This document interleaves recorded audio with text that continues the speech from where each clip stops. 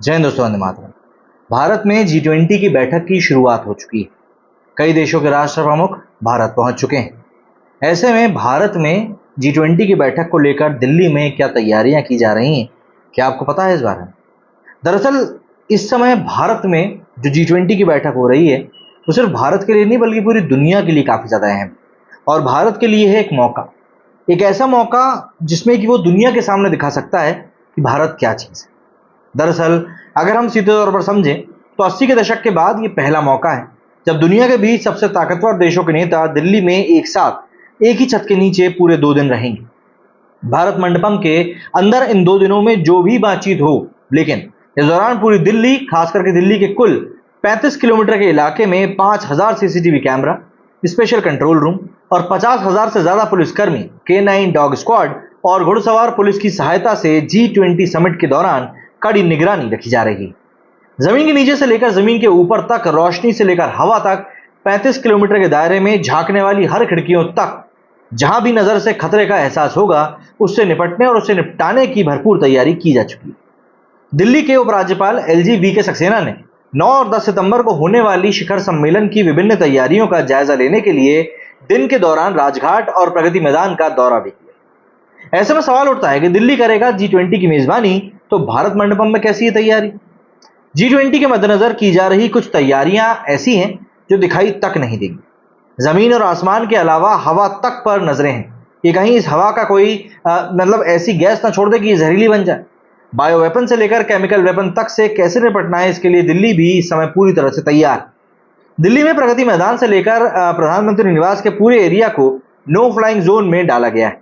यानी कोई भी ऐसा ऑब्जेक्ट जिसे रिमोट से कंट्रोल किया जा सकता है, वो इस इलाके में उड़ेगा तो उसे फौरन गिरा दिया जाएगा। इसके लिए एंटी ड्रोन सिस्टम भी लगाया गया है।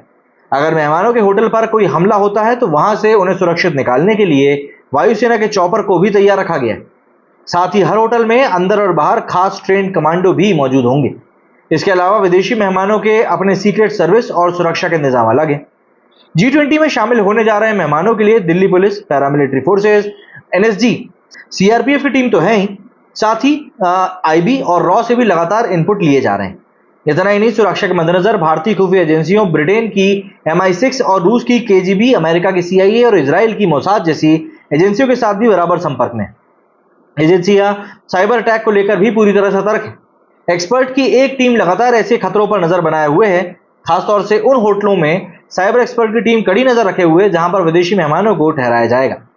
होटल में लगे CCTV कैमरा में आर्टिफिशियल इंटेलिजेंस का भी इस्तेमाल किया जा रहा है ताकि संदिग्धों की पहचान तुरंत की जा सके। होटल में जो स्टाफ VVIP मेहमानों की देखभाल करेगा, उनकी कई बार वेरिफिकेशन की जा चुकी है। सुरक्षा के मद्देनजर होटल से भारत मंडपम यानी कि प्रगति मैदान तक पूरे के पूरे रास्ते को अलग अलग जोन या वेन्यू में बांट दिया गया है। हर जोन या वेन्यू की सुरक्षा का जिम्मा अलग अलग कमांडरों को सौंपा गया है। हर कमांडर विदेशी मेहमानों के सुरक्षा कर्मियों से सीधे संपर्क में रहेगा। ये सभी कमांडर IPS अफसर होंगे। जिन होटलों में VVIP मेहमानों को रखा गया है, वहां पर हर फ्लोर के लिए अलग स्टाफ है। यहां तक कि जो कार्ड उन्हें दिया गया है वो भी खास G20 के लिए ही बनाया गया है। कोई भी स्टाफ अपनी मर्जी से ना तो घूम पाएगा और ना ही एक दूसरे फ्लोर पर जा पाएगा। एक पुलिस अधिकारी ने कहा कि दिल्ली पुलिस आयुक्त संजय अरोड़ा ने LG को सुरक्षा तैयारियों और कंट्रोल रूम के बारे में जानकारियां दी, जहां शहर के विभिन्न हिस्सों में लगाए गए 5000 से भी ज्यादा CCTV द्वारा कैप्चर किए गए लाइव फुटेज प्राप्त होंगे। उन्होंने कहा कि 25 सुरक्षा कर्मियों वाली 2 टीमें 24 घंटे कंट्रोल रूम में प्रसारित होने वाली डिजिटल इंफॉर्मेशन की निगरानी करेंगी। अधिकारी ने कहा कि कंट्रोल रूम को जिलेवार विजुअल मिल रहे हैं। 2 टीमें 24 घंटे फीड की निगरानी करेंगी। शहर में इन सभी व्यवस्थाओं की निगरानी के लिए 30 वरिष्ठ पुलिस अधिकारियों के लिए एक विशेष कमांड रूम भी बनाया गया है। सबसे बड़ी बात, दिल्ली पुलिस ने शिखर सम्मेलन के लिए पर्याप्त सुरक्षा व्यवस्था करी और कई सुरक्षा एजेंसियों के साथ समन्वय भी कर रही। इसे भारतीय वायुसेना, राष्ट्रीय सुरक्षा गार्ड, NSG और कुछ केंद्रीय सशस्त्र पुलिस बल मतलब कि CAPF जैसी विशेष केंद्रीय एजेंसियों द्वारा सहायता प्रदान की जा रही। अधिकारियों ने कहा है कि भारत तिब्बत सीमा पुलिस द्वारा आयोजित 4 सप्ताह के विशेष प्रशिक्षण सत्र को पूरा करने वाली कुल 19 निशानेबाजों को भी शहर के रणनीतिक स्थानों पर शिखर सम्मेलन के दौरान तैनात किया जाएगा। इसके अलावा अग्निशामकों और एम्बुलेंस के साथ 400 से भी ज्यादा क्विक रिस्पांस टीम को रणनीतिक स्थानों पर खड़ा किया गया है। मेगा इवेंट की तैयारियों के तहत पुलिस ने पिछले G20 शिखर सम्मेलन के दौरान अन्य देशों में विभिन्न अंतर्राष्ट्रीय और स्थानीय समूह द्वारा किए गए विरोध प्रदर्शनों को व्यापक मूल्यांकन भी किया है। अधिकारियों ने कहा है कि शिखर सम्मेलन के दौरान अवांछित और अनिर्धारित आंदोलनों से निपटने के लिए पुलिस चेन और बेल्ट कटर का भी उपयोग करेगी। विभाग ने पहले कहा था कि जहां तक आयोजन स्थल की सुरक्षा व्यवस्था का सवाल है, विशेष पुलिस आयुक्त रैंक के अधिकारी कमांडर के रूप में काम करेंगे और पुलिस उपायुक्त रैंक के अधिकारी जोनल कमांडर के रूप में काम करेंगे। भारत मंडपम के अलावा इंदिरा गांधी इंटरनेशनल एयरपोर्ट पर भी सुरक्षा के कड़े बंदोबस्त किए गए। विदेशी मेहमानों के आने और जाने के दौरान बहुत सी उड़ानों पर भी इसका असर पड़ सकता है। एयरफोर्स के रनवे से लेकर हैंगर तक पर सुरक्षा एजेंसियों की कड़ी निगाहें हैं। किसी भी इमरजेंसी से निपटने के लिए दिल्ली के 3 अस्पतालों में खास तैयारी करी गई। इन अस्पतालों में आर्मी की टीम को भी तैनात किया गया है, जो जैविक हमले में घायल हुए लोगों का इलाज भी करेगी।